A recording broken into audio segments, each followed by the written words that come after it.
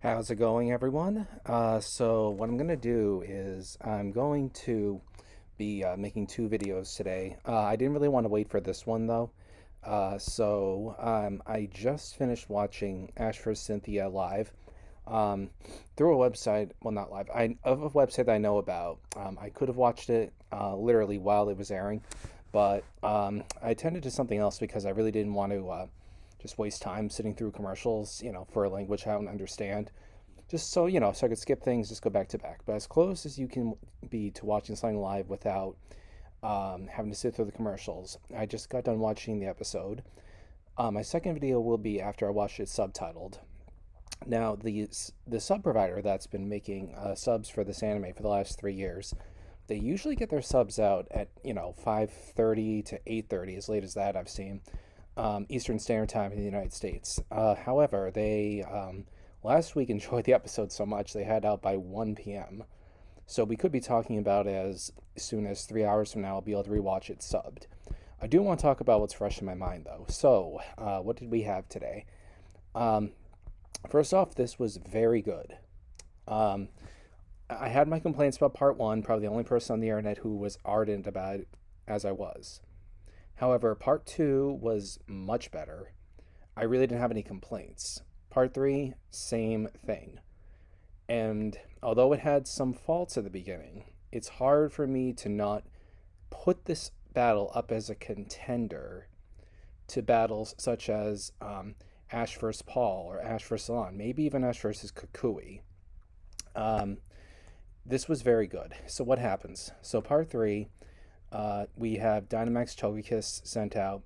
Ash immediately Mega evolves Lucario into Mega Lucario, and pretty quickly they tap into its aura. So since the eighth movie, and I don't want to get into an argument if the movies are canon or not. Some are, some aren't.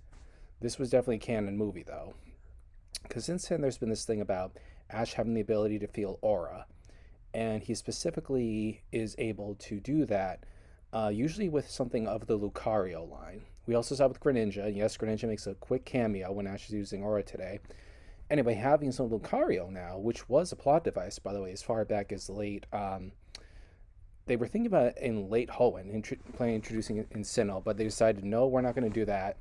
We're going to focus on Infernape being his OP for that series, and we'll make this movie instead. Anyway, since then, we've seen Ash be able to use Aura, first with Greninja, now with Lucario. So, Mega Evolved and using Aura, the battle starts off very strong.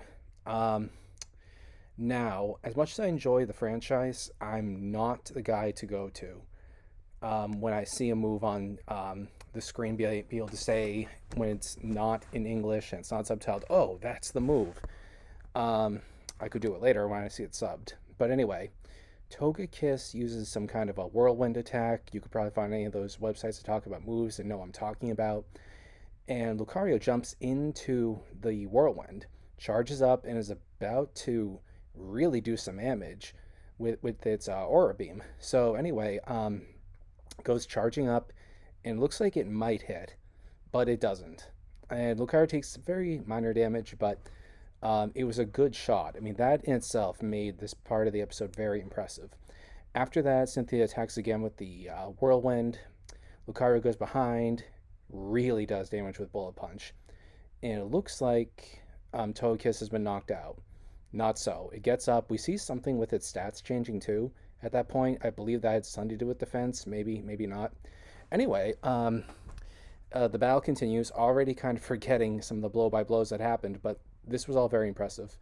Um, anyway, Lucario is able to knock it down for a second time. It looks like it's knocked out, but finally, after a third time, it's knocked out. Noticeably, Lucario is taking some damage though. It doesn't faint, but it falls down to one leg at one point, and things are not looking really great for the poor guy. So anyway, what happens next is we end up seeing that obviously we have Garchomp left. There's a little trip down memory lane with Cynthia and her journeys from being a little girl with it as a Gibble all the way up to her whole journey to become champion and everything, becoming involved in the interest of the Legends of Sinnoh and everything. And finally, we are at the final part of the battle that we were all hoping to reach. I have to say, I was pretty sure Ash was going to win this battle, partly because there's a little spoiler in the original preview for the series showing Oak and Dalia, I think Tracy, along with Charizard and Ash as a crocodile in the audience. And you can see as late as part 3, it's not like they just jumped on a plane midway through battle and got there. They're still at Oak's lab. But still, who knows? It couldn't have been impossible for the writers and the animators to come together and make a fake clip for the preview to throw us off. You never know until you see it for yourself, is my point. Some people suggest that there might be a draw. Anyway, the battle happens. Um, Various other moves are exchanged. Notably, though, every time Lucario hits Garchomp, it's able to hit Lucario back. It's literally tit for tat, bang, bang, bang, bang, or bang, bang, bang, bang, bang, bang, bang, bang, bang, bang. And it's tense, and they're trying to get across to us. Obviously, they're both really strong.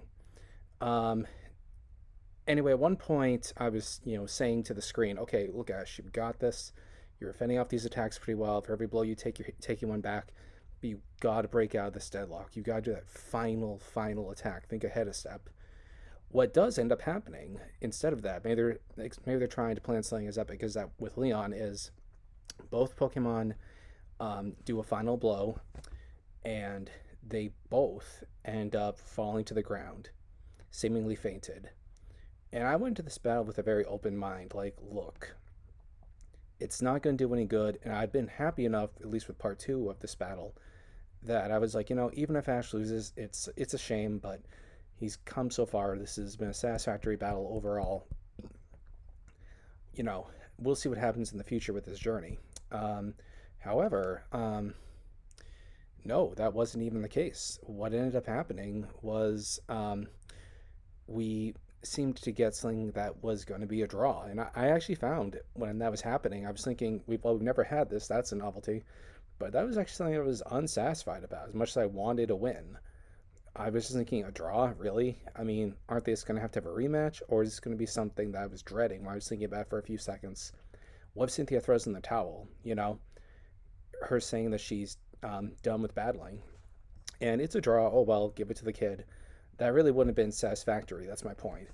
Anyway, Lucario manages to get up. Ash wins. Now, I still stick to this. I think with the final battle with Leon, Ash is going to call on his reserves because this was such a close battle.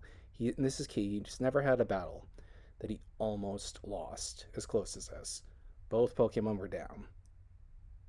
Lucario managed to get up. It was that close. And Ash was very happy that he won, but the first few seconds, even more than when he beat Gladion, it was just that look of, I won? And it was almost just like, you almost have a feeling that he was like, I won, but I almost feel like I'm not saying shouldn't have, but this is such a barely done thing. So we'll see what happens when the episode finally airs. It's being heavily guarded. No spoilers beyond the upcoming 2 episodes I brought up in my last video. Still in total blackout. The writers are hiding something huge, unless they're throwing us off. I think it's a very good hint that Ash is going to defeat Leon. Anyway, back to this episode. I did think there would be a reference to him crafting together this team. But when it was airing, I was like, that's going to be very melancholic for such a happy occasion. He just defeated, who's probably the second best trainer in the world. Now Ash can step into that rank. And this is a major accomplishment in itself. And he will be battling the strongest trainer next.